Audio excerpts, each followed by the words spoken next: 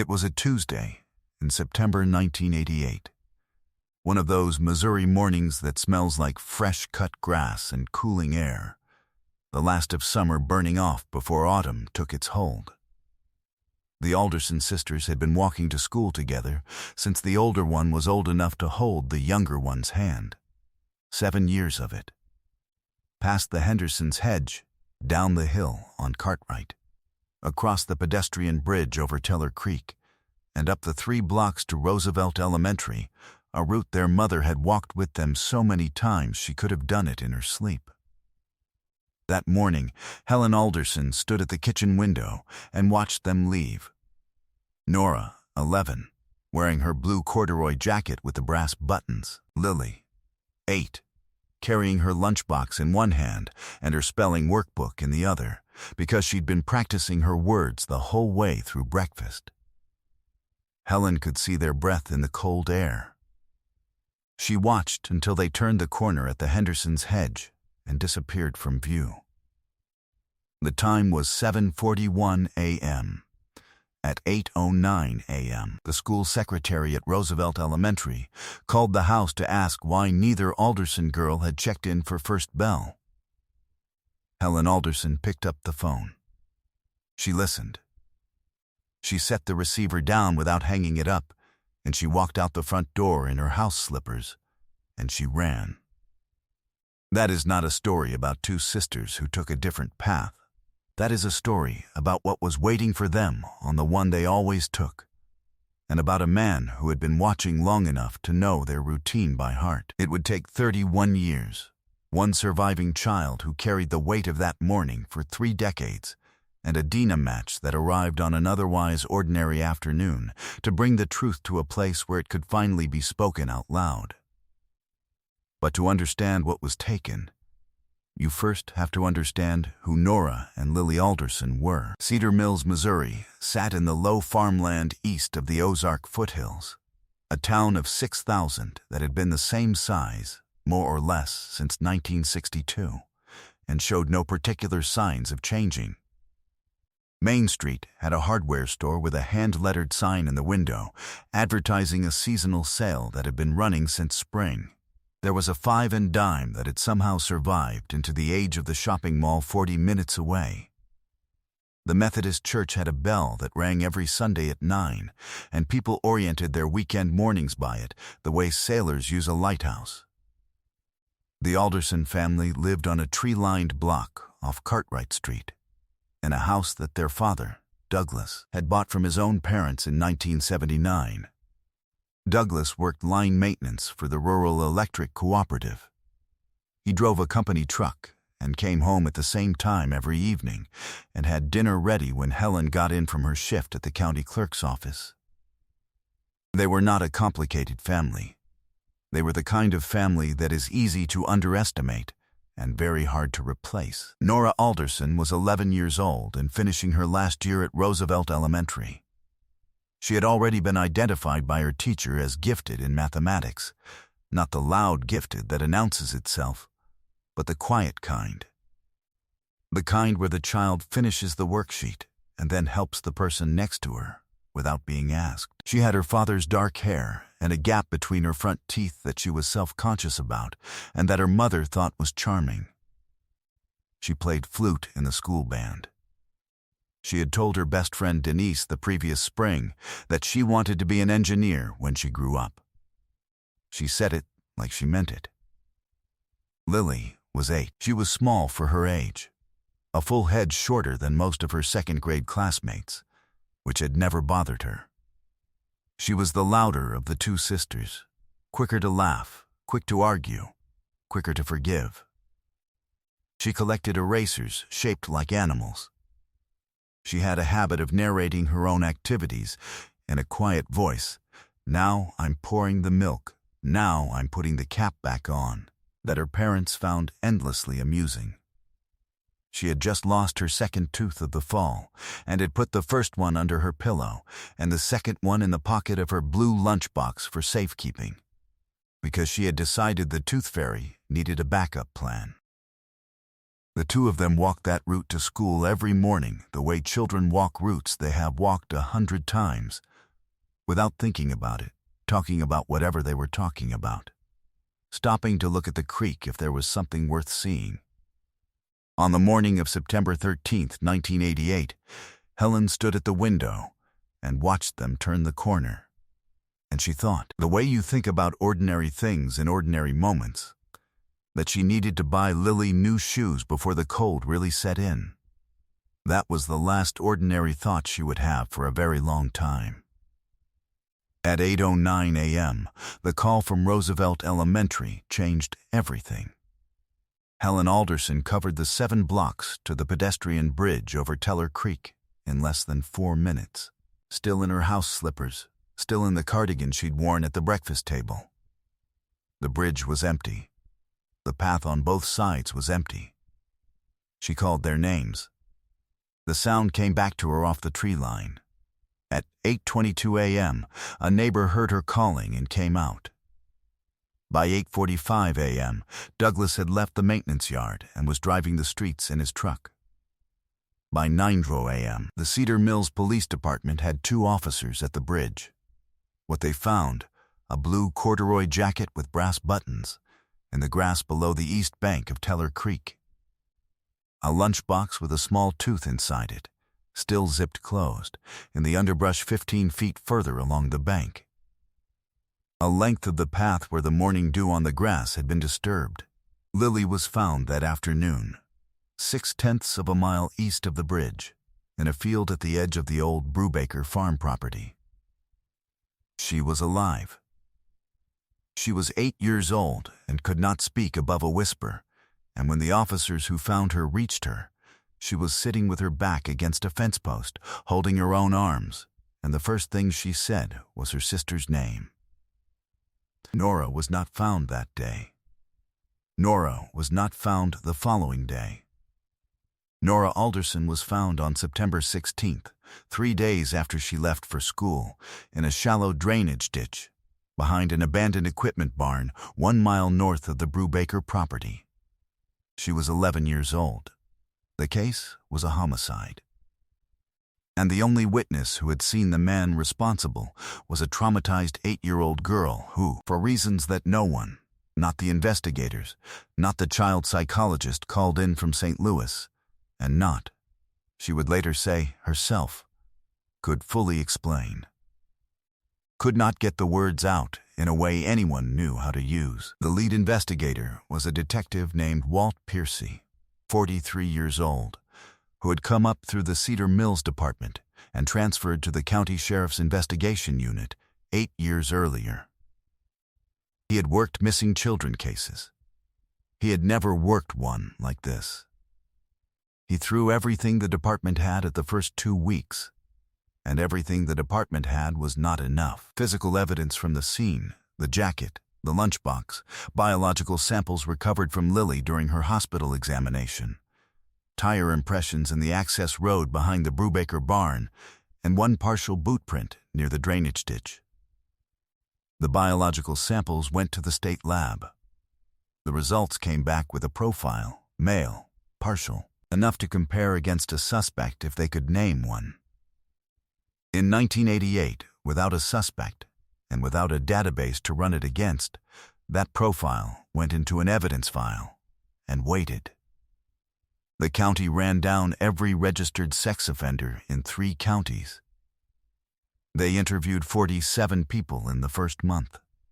They received 62 tips from the public. 11 of those tips required follow-up investigation. None of them led anywhere that held. Lily was interviewed 4 times over a period of 6 weeks, carefully, gently, by professionals trained in interviewing traumatized children. She could describe the man.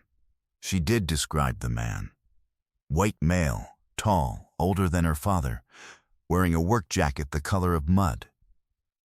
He had driven a truck. He had known their names, or at least Nora's name, which he had used, and which was how he had slowed them down at the bridge long enough. He knew their names.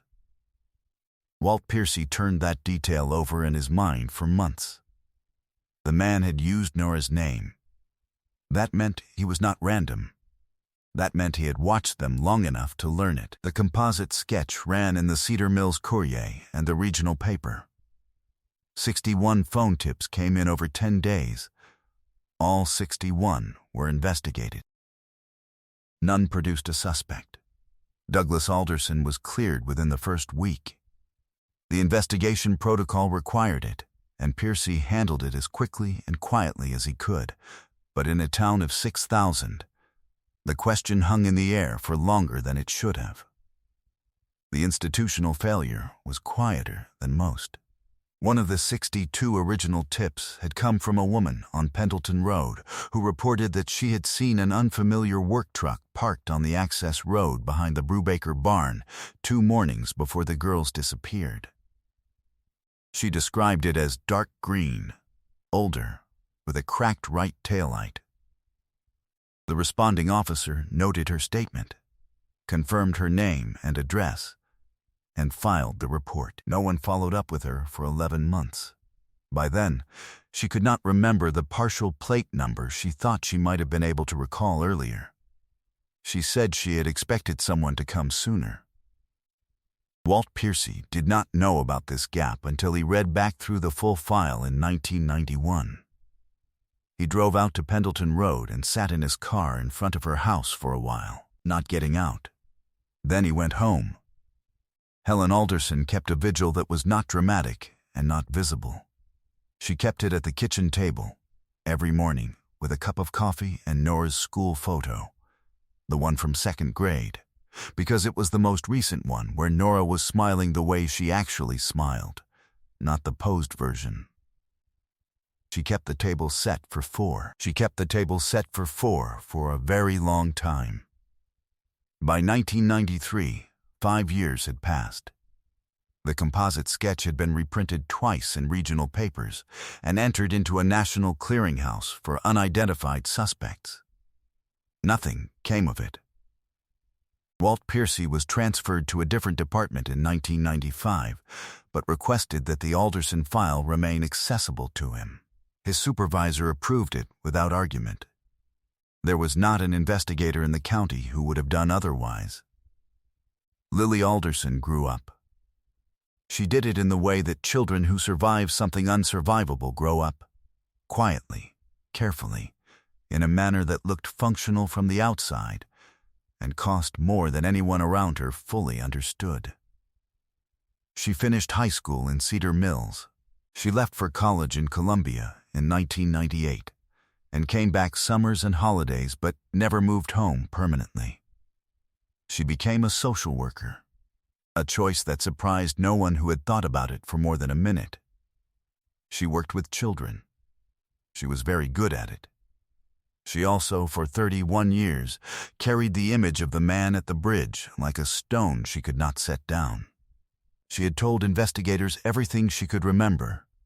She had told them again and again, each time they asked, and eventually the asking slowed, and then stopped. But she had never stopped remembering.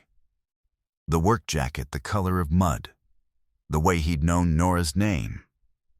The truck. She had not been able to stop a man she did not know from doing what he did to her sister on a Tuesday morning in September. That fact had shaped the architecture of her entire adult life, and she had spent considerable time and money in the company of therapists trying to understand the difference between guilt and grief. She was still working on it in 2019. Douglas Alderson died in 2007. He was 61 years old, and he had never in 19 years done anything that could be called giving up. But he had also never, his wife later said, fully come back from the bridge. By 2010, the house on Cartwright had been sold twice. The tree outside Nora's bedroom window had been cut down when its roots started heaving the sidewalk. Roosevelt Elementary had been renamed and rebuilt on a different site. Cedar Mills had a different police chief, a different roster of officers, a rebuilt Main Street, and a brand new Five and Dime and a strip mall on the highway that was nothing like the old one. Walt Piercy retired in 2011. He kept the case file in a banker's box under his home office desk. He had reviewed it, cover to cover, no fewer than 40 times over the years, looking for the thing he had missed. He was not sure he had missed anything. That was almost worse. Helen Alderson turned 81 in 2019. She still lived on Cartwright. She still had the kitchen table set for 4. Every case on this channel represents weeks of research, verifying facts, and piecing together real lives that were lost. If you want us to keep uncovering stories like this one, please take a moment to like this video, subscribe, and drop a comment telling us where in the world you're watching from. It means more than you know. Now let's get back to Nora and Lily. The case had been cold for 31 years when Lily Alderson made a phone call that she had been building toward, without fully knowing it, for most of her adult life. In March of 2019, Lily was 51 years old. She had been reading, over the previous 2 years, about the expanding use of forensic genetic genealogy in cold cases. The same technology that had solved the Golden State Killer case in 2018. The one that had been all over every newspaper in the country. She understood, in outline, how it worked. She did not know whether the evidence from her sister's case had survived, or whether it was robust enough, or whether anyone in the state of Missouri was using the technology yet. She called Walt Piercy first, because he was the one person she trusted to tell her the truth about what was in that file. He picked up on the second ring. He told her that the biological samples from 1988 had been preserved at the state lab. He had confirmed this as recently as 2015 on one of his periodic calls to verify that the evidence chain was intact.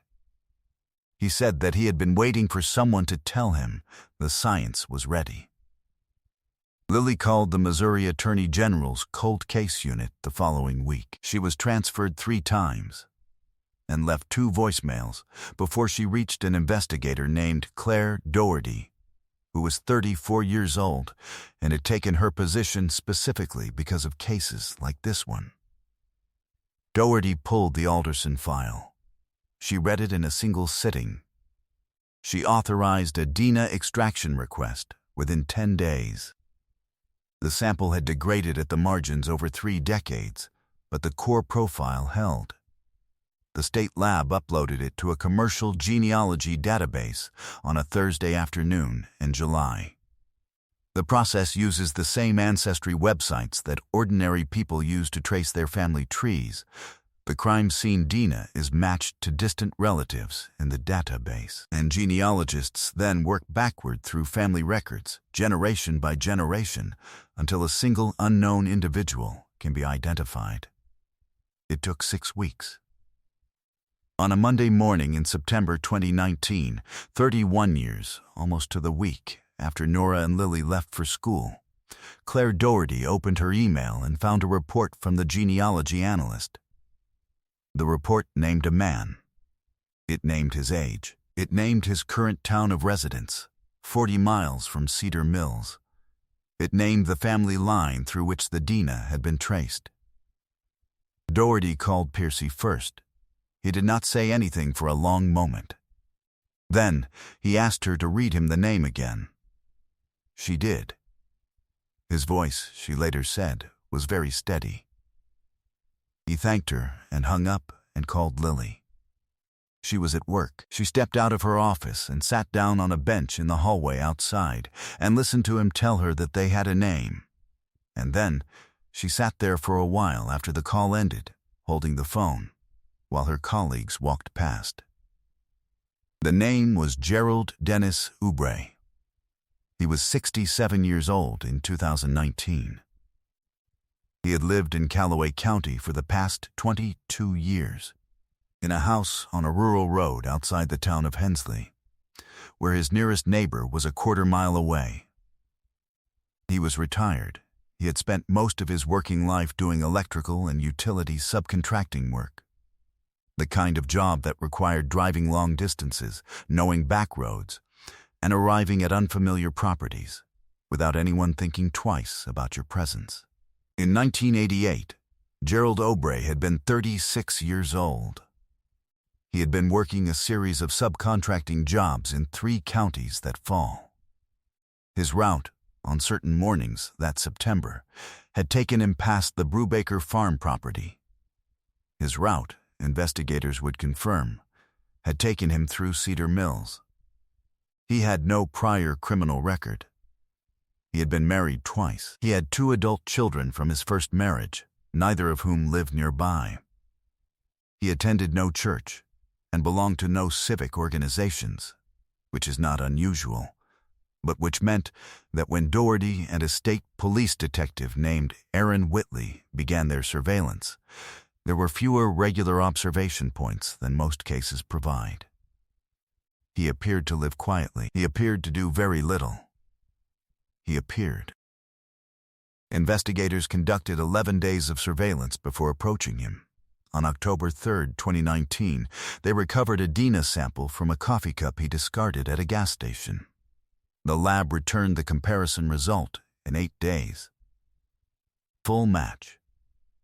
Across every testable marker, the biological material recovered from Lily Alderson in September 1988 matched Gerald Dennis Obrey. He was arrested at his home on October 14, 2019. 2 vehicles. Early morning. Obrey answered the door in work clothes, which told the investigators who had been watching him for nearly 2 weeks that he had already been up for some time. He looked at the warrant. He looked at Doherty. He did not ask questions. He turned around and put his hands behind his back, and they walked him to the car. He said nothing that morning. He said very little in the months that followed, beyond what his attorney required. Lily Alderson got the call from Claire Doherty at 7:52 a.m. She was at home. She sat in her kitchen and listened, and then she called her mother.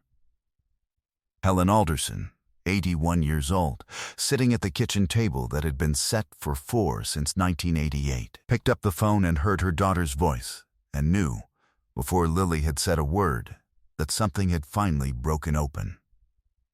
She said, "Tell me." The community response in Cedar Mills was quiet in the way that very long-held grief is quiet when it finally moves. People who had been 12 years old in September 1988 and were now in their 40s sat with it. Teachers who had taught both girls, who were now retired, read the news and said very little. The Cedar Mills Courier ran the story on the front page. The headline was 1 sentence. It did not need to be longer. Gerald Obrey was convicted of first-degree murder and aggravated assault in November of 2021 after a jury trial lasting 9 days. He was sentenced to life without the possibility of parole. His attorney read a brief statement from him at sentencing. It did not include an apology. It did not include an explanation. It included 9 words, and then it stopped. Court documents confirmed that at no point during the trial or after it did he speak directly to Lily Alderson or to Helen. He did not look at them when he was let out. There is a 2nd-grade school photo of Lily Alderson that her mother has kept on the kitchen windowsill since 1988, next to the one of Nora in 2nd grade that she has always preferred. They are framed identically, both small, both slightly faded at the edges now. In Lily's photo, she is wearing a sweater with a small embroidered dog on it, and she is grinning in the way that 8-year-olds grin when someone tells them to smile, but before they have learned to control what their face does. She looks like someone who has just finished narrating her own activities to herself and found the whole thing very satisfactory. After the conviction, in the winter of 2021, Lily drove back to Cedar Mills and sat at her mother's kitchen table. Helen made coffee. The table was still set for 4. Lily asked her if she wanted to change it. Helen said she had thought about it and decided that she was going to leave it as it was. Nora had eaten at that table. Nora had had a seat at that table. The table was not going to pretend otherwise. What this case established, at least in the state of Missouri, helped accelerate the formal adoption of forensic genetic genealogy as a standard tool for cold case review. Cases that had biological material and evidence, and no identified suspect, were resubmitted for genealogy analysis in the years that followed. Several of those cases produced matches. None of that would have happened on the timeline it did without Lily Alderson making a phone call in March of 2019, and without the fact that she had spent 31 years paying attention. The thing that does not leave you, sitting with this case, is what it meant that the man knew Nora's name. He had watched them long enough to learn it. He had been present in that neighborhood, on that route, in a way that no one registered. A work truck, a utility contractor, a man with no reason to draw anyone's notice. He was ordinary the way that danger, when it chooses to hide, knows how to be ordinary.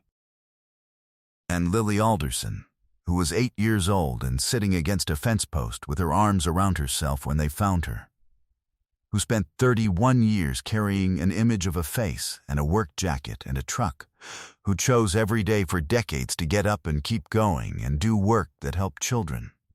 She is the reason he was found. The evidence spoke, but she had been telling the truth the whole time.